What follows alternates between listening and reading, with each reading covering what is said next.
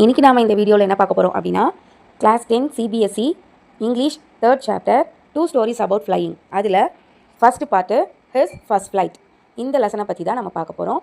இந்த லெசன் எதை பற்றி அப்படின்னா கடல் பறவை யங் சீகல் பறக்கிறதுக்கு ரொம்ப பயந்து இருந்தது.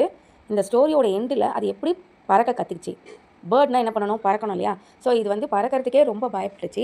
கடைசியில் அது எப்படி பறந்தது, அதுக்கு யாரெல்லாம் ஹெல்ப் பண்ணாங்க அப்படின்றத பற்றி தான் இந்த லெசன் கொடுத்துருக்காங்க. வாங்க வீடியோக்குள்ளே போகலாம். வீடியோவை ஸ்கிப் பண்ணாமல் பாருங்கள். இதில் நிறைய வேர்ட் மீனிங்ஸ் நான் கொடுத்துருக்கேன். ஸ்கிப் பண்ணிங்கன்னா உங்களுக்கு அந்த வேர்ட் மீனிங்ஸ்லாம் புரியாமல் போயிடும். The young seagull was alone on his ledge. ஒரு யங் சீகல் பார்த்திங்கன்னா அதோட லெட்ஜில் அதோட ஷெல்டரில் தனியாக இருந்தது. லெட்ஜ் அப்படின்னா a narrow horizontal shelf projecting from a wall or இங்கே வந்து அ கிளிஃப். இப்போ மவுண்டெயின் சீக்கு பக்கத்தில் நடுவில் குட்டி குட்டி மவுண்டெயின் இருக்கும் இல்லையா, கொஞ்சம் பெரிய ஹைட்டாக. ஸோ அங்கே வந்து பேர்ட்ஸ் எல்லாம் கடல் பறவைகள் எல்லாருமே கூடு கட்டி இருப்பாங்க. அந்த பிளேஸ் தான் கிளிஃப். ஸோ அந்த பிளேஸில் இது தனியாக இருந்தது. His two brothers and his sister had already flown away the day before. அதோட 2 brothersம் சிஸ்டரும் முன்னாடி நாளே பறந்துட்டாங்க. He had been afraid to fly with them.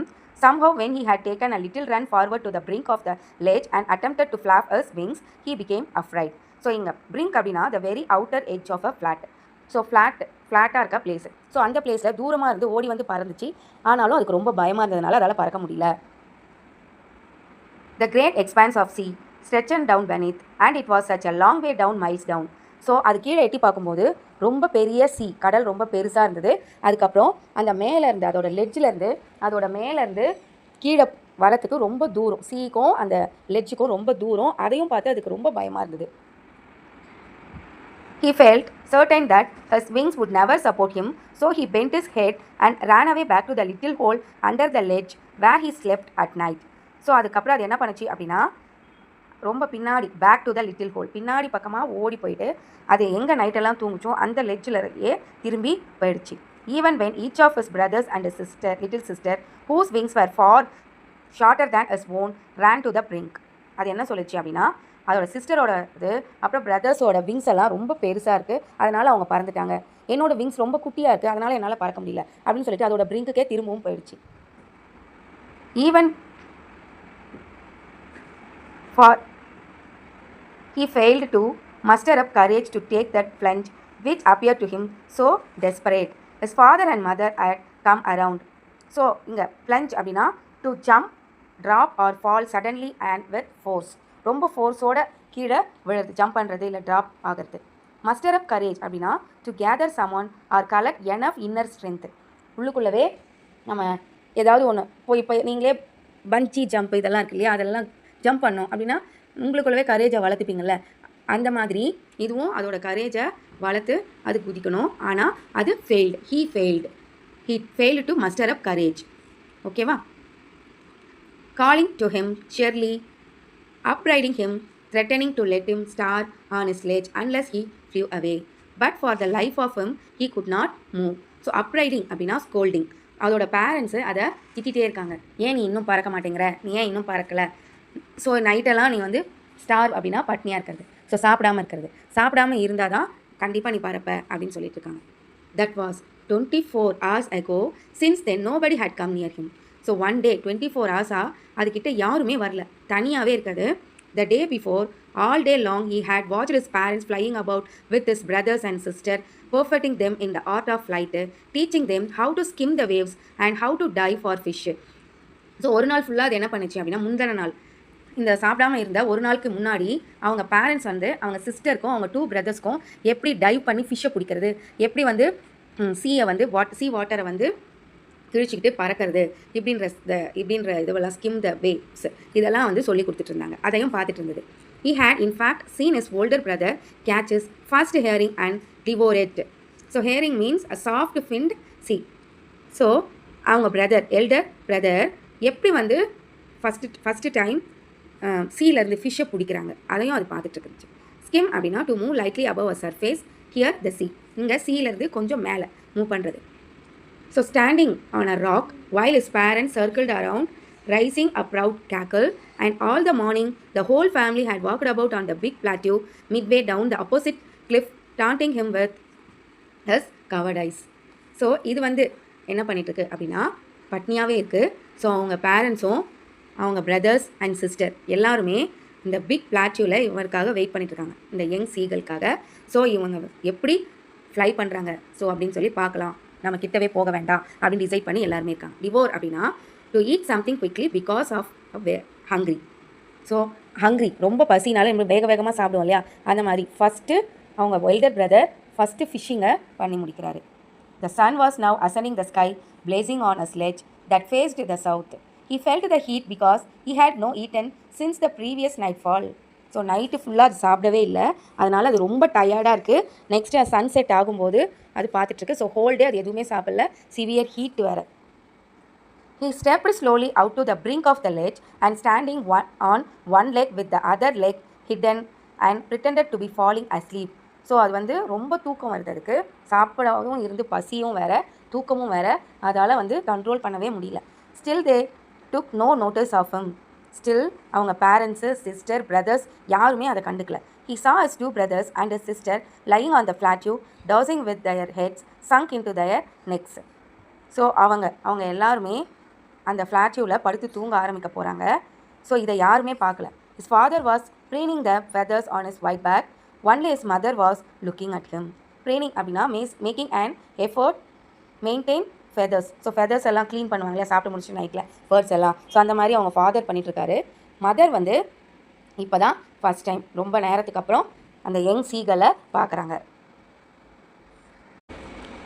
She was standing on a little high hump on the plateau, her white breast thrust forward now and again. She tore at a piece of fish that lay at her feet and then scraped each side of her beak on the rock.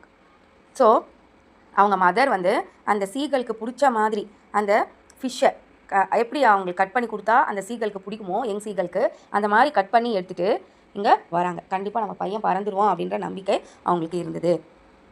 The sight of the foot maddened him.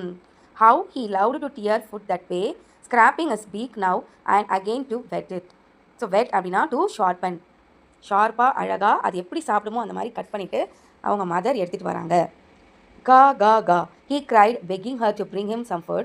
Cow, cool ha, she screamed back derisively, but he kept calling plaintively, and after a minute or so he uttered a joyful scream. His mother had picked up a piece of fish and was flying across to him with it. So அவங்க mother என்ன பண்ணுறாங்கன்னா அவங்களுக்கு பிடிச்ச மாதிரி ஃபிஷ்ஷை எடுத்துகிட்டு வராங்க. Reversely அப்படின்னா in a manner showing someone that she or his study. So அவங்களுக்கு பிடிச்ச மாதிரி கட் பண்ணி எடுத்துகிட்டு வந்ததுனால நமக்கு தான் கொண்டு வந்து கொடுக்க போகிறாங்க அப்படின்ட்டு இந்த யங் சீகல் நினச்சிட்டு கா கான்னு சவுண்டு கொடுத்துட்டு அவங்கள போகுது.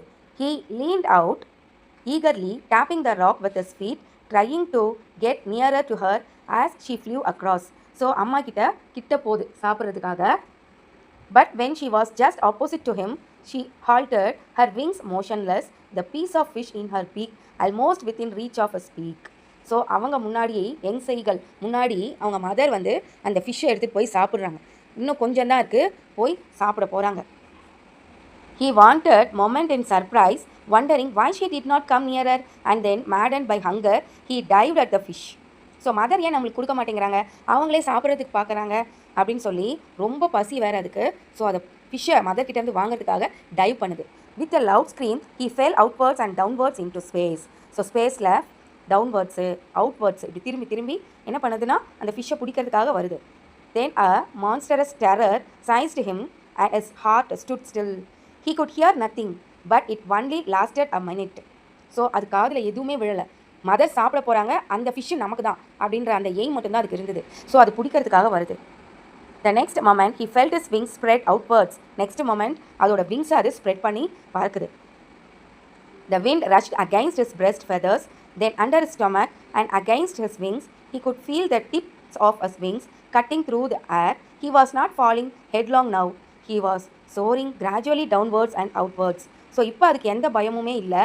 அழகாக அது வந்து இந்த சைடு அந்த சைடு மூவ் பண்ணி மேலே கீழே போயிட்டு அதோட விங்ஸை நல்லா பெருசாக்கி பறக்குது. He was no longer afraid. He just felt a bit dizzy. Dizzy means an uncomfortable feeling. So uncomfortable feeling மட்டும்தான், இப்போ அதுக்கு பயமே இல்லை.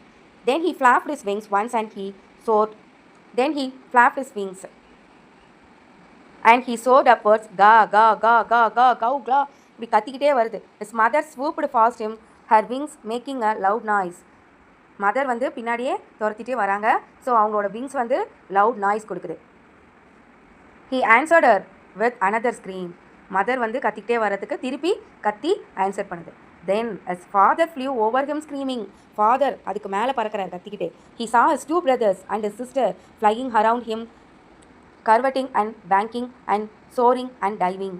ஸோ curveting அப்படின்னா leaping like a hawk. So banking அப்படின்னா flying with one higher than the others. So like that யாருமே முன்னாடி அது பறக்காத போது வரவே இல்லை. இப்போ அது பறக்கும்போது எல்லாருமே அதை சுற்றி கத்திக்கிட்டே வராங்க. Then he completely forgot that he had not always been able to fly and commanded himself to dive and soar and curve, striking cheerily. So இப்போ அதுக்கு சுத்தமாக பயமே இல்லை, அது பறக்க ஆரம்பிச்சிருச்சு. He was near the sea now, flying straight over it, facing straight out over the ocean. He saw a vast green sea beneath him with little riches moving over it, and he turned his beak sideways and carved amusedly. So இப்போ அது ஹாப்பியாக அந்த ஓஷனில், அந்த பெரிய ocean இருக்கு இல்லையா, waste ocean, இப்போ அதுக்கு அந்த வேஸ்ட் ஓஷனை பார்த்து பயமே இல்லை, ரொம்ப ஹாப்பியாக பறக்குது. His parents and his brothers and sister had landed on this green flooring ahead of him. They were beckoning to him, calling cheerily. He dropped his legs to stand on the green sea. His legs sank into it. He screamed with fright and attempted to rise again, flapping his wings. But he was tired and weak with hunger, and he could not rise, exhausted by the strange exercise. His feet sank into the green sea, and then his belly touched it, and he sank no further. He was floating on it, and around him his family was screaming, praising him, and their beaks were offering him scraps of dogfish. He had made his first flight. So இப்போ அதுக்கு பயமே இல்லை. So எல்லா parents, அதோட 2 brothers, sister எல்லாருமே அதுக்கிட்ட வந்து appreciate பண்ணுறாங்க. ஸோ அந்த வேஸ்ட்டு சீல, அந்த சீ அதோட பாடி டச் பண்ணுது, அதால் நிற்க முடியுது சீல. ஸோ இப்போ அது ரொம்ப டயர்டாக இருக்குது, ஏன்னா 1 டே ஃபுல்லாக அது எதுவுமே சாப்பிடல. ஸோ அதுக்கு பிடிச்ச டாக் ஃபிஷ்ஷை அவங்க பேரண்ட்ஸ் அதுக்கு கொடுக்குறாங்க பிகாஸ் ஆஃப் த அப்ரிசியேஷன். இதே மாதிரி தான் நாமளும் நம்ம லைஃப்பில் நிறைய ஸ்ட்ரகிள்ஸை நம்ம ஃபேஸ் பண்ணுறதுக்கு இருக்குது. ஸோ இந்த சீகள் மாதிரி நாமளும் பயந்து போய் இல்லாமல் அது எப்படி அதோட பேரண்ட்ஸ் அதுக்கு ஹெல்ப் பண்ணாங்களோ உங்களுக்கும் யாராவது ஒருத்தர் ஹெல்ப் பண்ணுவாங்க. ஸோ அதை நீங்கள் பிடிச்சிக்கிட்டு கண்டிப்பாக லைஃப்பில் பெரிய ஆளாக வரணும் அப்படின்றதுக்காக தான் இந்த ஸ்டோரி நமக்கு கொடுத்துருக்காங்க. அதான் நமக்கு கொடுக்குற மெசேஜும். இந்த ஸ்டோரி உங்களுக்கு கண்டிப்பாக பிடிச்சிருக்குன்னு நம்புகிறேன்.